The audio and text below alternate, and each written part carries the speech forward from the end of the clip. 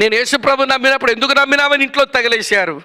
వినండి, తగిలేసాక చాలా కష్టమైంది. ఒంటరితనం, పేదరికం, కడుపు కాలడం, గెంజి మెతుకులు తిని బతికాను.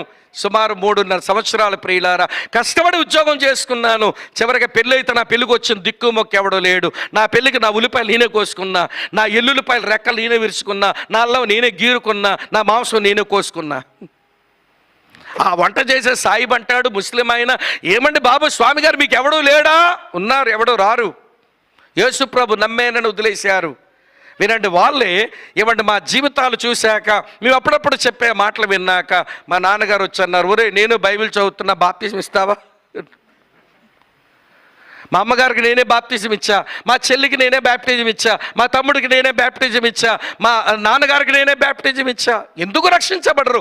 దేవుని వాగ్దానం అది అబద్ధమా? అబద్ధమాడడానికి ఈ బైబిల్ దేవుడు మనలాంటోడు కాడు.